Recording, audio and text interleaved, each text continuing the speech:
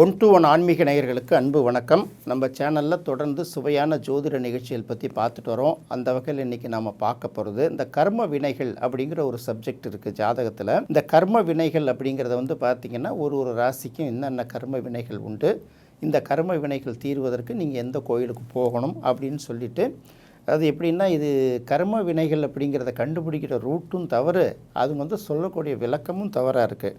இப்போ உதாரணத்துக்கு இப்போ செவ்வாய் மேஷராசிக்கு உரிய கிரகம்னா, மேஷராசிக்கு செவ்வாய்ங்கிறதுனால அந்த மேஷராசி தொடர்பான அவங்களுடைய இந்த பொதுவான பண்புகள்னு ஒன்று இருக்கும். நம்ம நம்மளோட வீடியோக்குள்ளே ஆரம்பத்தில் போட்டிருக்கோம். இந்த ஜாதக சந்திரியை இன்னும் பல நூல்கள்லாம் இதை அடிப்படையாக நிறையா உள்ள சப்ஜெக்ட் தான். நம்ம எதுவும் புதுசுலாம் போகலை. இதை தொகுத்து கொடுக்குற விஷயங்களில் தான் மாறுபடும்.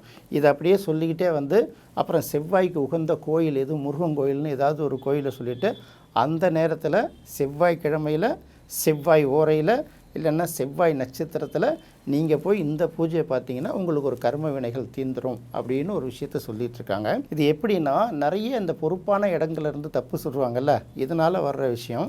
12 ராசிகளுக்குமே கர்ம வினைகள் தீர எங்கெங்கெல்லாம் போகலாம் அப்படின்னு ஒரு விஷயத்த சொல்லிட்டு தப்பாக சொல்லிகிட்டு இருக்காங்க. நம்ம என்ன பண்ணுறது?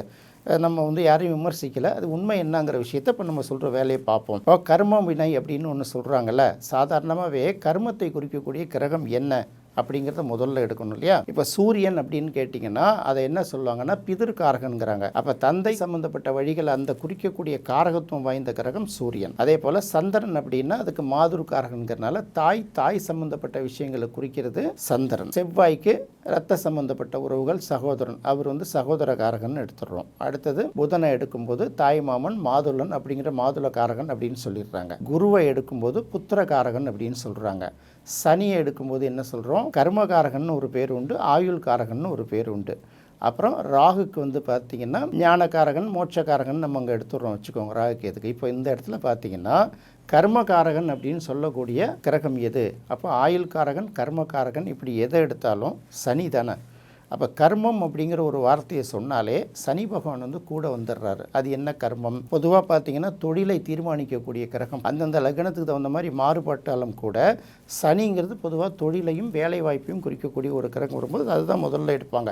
இப்போ குழந்தைய 5ஆம் இடத்துக்குரிய கிரகம் குறித்தா கூட குழந்தைக்காரகனும் போது நம்ம குருவை தானே எடுக்கிறோம். கலத்திரக்காரகன் வரும்போது சுக்கிரனை எடுக்கும்போது அப்போ கர்மகாரகன் அப்படின்னு ஒரு விஷயம் வரும்போது அப்போ சனியை மையப்படுத்தி தான் இது என்ன கர்மம் என்ன கர்ம வினைங்கிறத முடிவு பண்ணணும். இந்த கர்மங்கிறத நம்ம பல இடங்களில் சொல்கிறோம். கர்மமே கண்ணாயினர் இயல்பு, பெருமைக்கும் ஏனை சிறுமைக்கும் தத்தம் கர்மமே கட்டளைக்கல், நிறைய சொல்லிட்டு வருவாங்க. அப்போ இது என்னென்னலாம் இதில் நீங்கள் எடுத்து சொல்லிட்டு வருவீங்கன்னா, அப்போ கர்மம்னா என்ன அப்படின்னு எடுக்கணும். கர்ம வினைன்னா என்ன, கர்மம்னா என்ன, ஊழ்னா என்ன, ஊழ் வினைன்னா என்ன, இதுக்கெல்லாம் நிறைய தத்துவம் இருக்குது.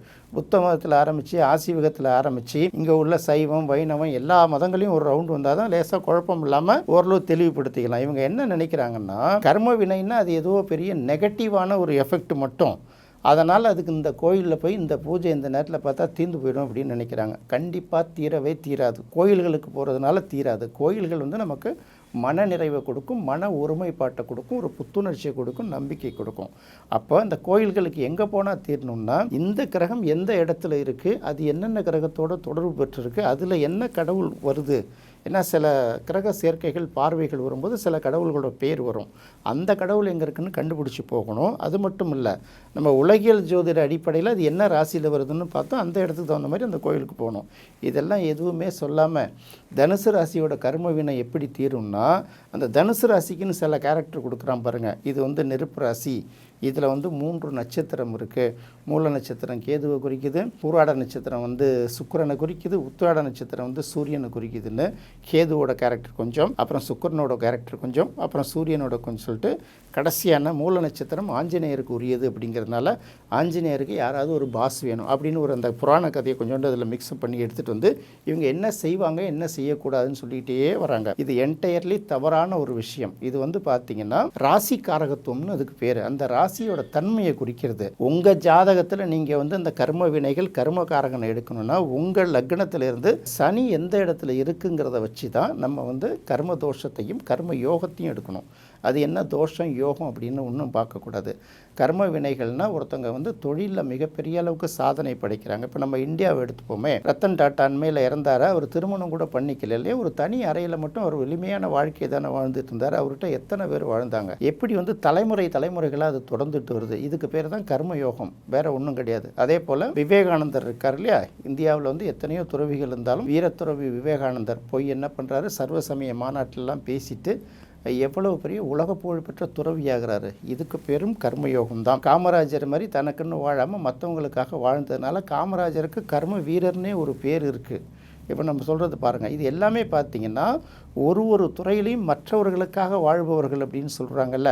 நினச்சாங்கன்னா இப்போ நான் ஒண்டியாக வாழணும், எல்லாத்தையும் நானே அனுபவிச்சுக்கணும், என் வாரிசுகளை தவிர வேற எவனுக்கும் போகக்கூடாதுன்னு நினைக்கிறது எப்படி? நாம் நல்லா இருக்கிறோமோ நல்லா இல்லையோ இந்த சமூகம் நல்லா இருக்கணும் அப்படின்னு நினைக்கிறாங்க இல்லையா. இந்த மாதிரி வாழ்பவர்களுக்கு தான் இது கர்ம யோகமாக வேலை பார்க்கும். நல்ல பொறுப்பான பெரிய இடத்துல கொண்டு உட்கார வச்சு மக்களுக்கு சேவையாற்ற உட்காந்து தன் பெண்டு தன் பிள்ளை தன் குடும்பம்னு பாரதிதாசன் சொல்கிற மாதிரி இறங்கி கீழே வராங்க பார்த்தீங்களா, அவங்களுக்கு அது கர்ம தோஷமாக வேலை பார்க்கும். இதுதான் யோகம். தோஷங்கிறது கிட்டத்தட்ட ஒன்றா இருந்தால் கூட நம்ம யோகத்தை பாசிட்டிவாக பார்க்குறோம், தோஷத்தை நெகட்டிவாக பார்க்கணுங்கிறதுனால அப்படி சொல்கிறான். இது மூலமாக வந்து இதை எப்படி கண்டுபிடிக்கிறதுனா, உங்கள் லக்னத்திலேருந்து சனி எந்த இடத்துல இருக்குது, உங்கள் லக்னத்துக்கு சனி எந்தெந்த காரகத்துக்கு உரியவர், அவர் ஆட்சி பெற்றிருக்கிறாரா, உச்சம் பெற்றிருக்கிறாரா, நீச்சம் பெற்றிருக்காரா, எந்த பாவத்தில் அமர்ந்திருக்கிறார், இதெல்லாம் அடிப்படையில் வச்சு தான் இது என்ன கர்ம வினைங்கிறதே நம்ம முடிவு பண்ண முடியும். அதை விட்டுட்டு ராசியை வச்சுட்டும் வெறும் நட்சத்திரத்தை வச்சுட்டும் எப்படி முடிவு பண்ணுறது? இப்போ நம்ம கர்ம யோகத்தை பற்றியும் கர்ம தோஷத்தை பற்றியும் சொல்லிட்டோம். கர்ம தோஷத்துக்கு என்ன விஷயங்கள், அதை எப்படி கண்டுபிடிக்கிறதுங்கிறது நம்ம ஏற்கனவே சொல்லிட்டோம். இது எல்லா லக்கணங்களும் கிட்டத்தட்ட ஒரே மாதிரி தான் இருக்கும். அடுத்தது நம்ம ஜாதகத்தில் ராகு கேதுக்கள் எந்தெந்த இடத்துல அமைஞ்சிருக்குங்கிற ஒரு விஷயத்தை நம்ம பார்ப்போம். இந்த ராகு இருக்கிற இடம் வந்து ஆசையை தூண்டி தவறு செய்யக்கூடிய இடம். கேது இருக்கக்கூடிய இடம்ங்கிறது அதுக்கு வந்து பனிஷ்மெண்ட் கொடுக்கக்கூடிய இடம். இதுதான் வந்து ஒரு ஜாதகத்தில் வந்து முக்கியமாக நம்ம பார்க்க வேண்டியது. சனியோட அமைவிடமும் ராகுவோட அமைவிடமும் தான். இதை நான் ஏற்கனவே பல வீடியோக்குள்ளே தெளிவாக சொல்லியிருந்தாலும் இன்னொரு தடவை உங்களுக்கு சொல்கிறேன். எப்படின்னா, ராகு வந்து தண்டனையை கொடுக்கறது. நமக்கு ராகு தான் வந்து ஒரு ஜட்ஜ்மெண்ட் கொடுக்குறவர், நமக்கு தண்டனை கொடுக்குறவர் அல்லது நமக்கு ரிவார்டு கொடுக்குறவர் அவர் தான். இவங்களுக்கு என்ன கொடுக்கணும், என்னென்ன பண்ணியிருக்காங்கங்கிறத ரிஃப்ளெக்ட் பண்ணுறது தான் ராகுவும் கேதுவும். அப்போ பேராசை தானே ஒரு மனிதனை தவறு பண்ண வைக்கிது, அதை கொடுத்து தவறு பண்ண வைக்கிறது ராகு. இந்த கேதுக்கு வந்து நிறைய ஆங்கில நூல்கள் படிச்சிங்கன்னா உங்களுக்கு தெரியும், அதுக்கு பேர் லிட்டிகேஷன் ஒரு பேர். அது எந்த இடத்துல இருக்கோ அது சம்மந்தப்பட்ட பிரச்சனையால் தான் அவங்க அதிகமாக பாதிக்கப்படுவாங்க. ஆனாலும் 3, 6, 10, 11 மாதிரி இடங்களில் இருக்கும்போது அது ஒரு அற்புதமான பலனையே கொடுத்துட்டு போயிடுது. அதுவும் பார்த்திங்கன்னா அதுவும் கர்ம பலன் தான் நம்ம எடுக்கணும். ஆனால் அதனால் ஒரு ஜாதகத்தில் அவங்க லக்னத்தில் இருந்து என்ன லக்னமாக வேணாலும் வந்துட்டு போகுது, சனி எந்த இடத்துல இருக்குங்கிறத பார்த்து தான் அவங்களுடைய கர்ம பலனையே நீங்கள் முடிவுக்கு வர முடியும். அதுக்கடுத்தது ராகு கேது இருக்கிற இடத்த வச்சு தான் என்ன மாதிரியான விஷயங்கள்னால இந்த கர்ம பலன்களை ஏற்படணும் ஓரளவு யூகிக்க முடியும். இந்த ராசியை சொல்லிவிட்டு அதோட தன்மையை சொல்லிவிட்டு ஒரு 4-5 வீடியோவை பார்த்துட்டு அவன் சொன்னது கொஞ்சம் இவன் சொன்னது கொஞ்சம் எல்லாத்தையும் பிச்சு போட்டுட்டு கடைசியாக ஒன்றுமே இல்லாமல் உப்பு சப்புன்னு தட்சிணாமூர்த்திக்கு அபிஷேகம் நடக்கிறப்ப நீங்கள் போய் பார்த்தீங்கன்னா போதும்னு முடித்தா எப்படி? தனுசு ராசிக்கு வந்து கர்ம வினையை சொல்கிறவர், தனுசு ராசிங்கிறது தமிழ்நாட்டில் எந்த பகுதியில் வருதுன்னே சொல்ல தெரியல அவங்களுக்கு. இப்போ நம்ம தனுசு ராசினா நம்ம என்ன எடுப்போம் அப்படின்னு கேட்டிங்கன்னா, கோவை மற்றும் அதை சுற்றியுள்ள பகுதிகள், திருப்பூர், அந்த மாதிரி விஷயங்கள்லாம் எடுத்துக்கிட்டு அங்கே தான் நம்ம பரிகாரத்துக்கு அனுப்பணும். இதுதான் கர்ம வினை. இந்த கர்ம வினைன்னா என்னன்னு தெரியல, அதுக்கு என்ன பரிகாரங்கிறதும் தெரியல. இது எதுவும் சொல்லிவிட்டு சும்மா ஒரு சப்ஜெக்டை வச்சு அதோட கதையை வச்சுக்கிட்டு இப்படியே ஒரு 12 ராசிக்கும் ஓட்டுற ஆட்கள்லாம் இருக்காங்க இல்லையா, அதுக்காக சொல்ல வரேன். அதனால் மக்கள் ஏமாறக்கூடாதுங்கிறதுக்காக தான் உங்களுக்கு நான் ஒரு விழிப்புணர்வு நிகழ்ச்சியாக சொல்லிட்டேன் தவிர இது யாரையும் வந்து தனிப்பட்ட முறையில் விமர்சிக்கிறது இல்லை. இப்போ கூட பார்த்திங்கன்னா ரொம்ப அற்புதமான ஜோதிடர்கள்லாம் நிறைய பேர் இருக்காங்க. அவங்களாம் வெளிச்சத்துக்கே வர மாட்டாங்க. அவங்கள நம்பி பெரிய பெரிய ஆட்கள் நிறைய பேர் இருப்பாங்க, அவங்களுக்கு மட்டும் பண்ணி கொடுப்பாங்க. சாதாரண ஆட்களுக்கு ஃப்ரீயாக கூட சொல்லி கொடுப்பாங்க. இப்பேற்பட்டவர்கள்லாம் இன்னும் நிறைய பேர் இருக்க தான் செய்கிறாங்க. அதனால் வந்து சோஷியல் மீடியாவில் வச்சுக்கிட்டு அவங்க சொல்கிற கருத்துக்களை வச்சுட்டு நீங்கள் பண்ணிங்கன்னா இந்த ஜோதிடத்தை ஆர்வமாக கற்றுக்கணும்னு நினைக்கிறது கூட இன்னொரு 10 வருஷத்துக்கு லேட்டாக தான் ஆகும். இன்னொருத்தவங்களை அனுபவத்தையே வந்து நாம் வந்து நமக்குடைய பாடம் எடுத்துக்கலாம். சில பேர் எத்தனை தான் அனுபவம் பெற்றிருந்தால் கூட நான் கையை சுட்டுக்கிட்டால் தான் நெருப்பு சுடுங்கிறத தெரிஞ்சுக்கணும்னு ஆசைப்பட்டாங்கன்னா ஒன்றும் செய்ய முடியாதுல்ல. அதுக்கும் உங்களுடைய ஜாதகத்தில் நல்ல அமைப்புகள் இருந்தால் தான் முடியுங்கிறத சொல்கிறேன். இந்த நிகழ்ச்சி உங்களுக்கு ரொம்ப பயனுள்ளதாக இருக்கும்னு நினைக்கிறேன். மீண்டும் மற்றொரு சுவையான நிகழ்ச்சியில் சந்திக்கலாம். நன்றி, வணக்கம்.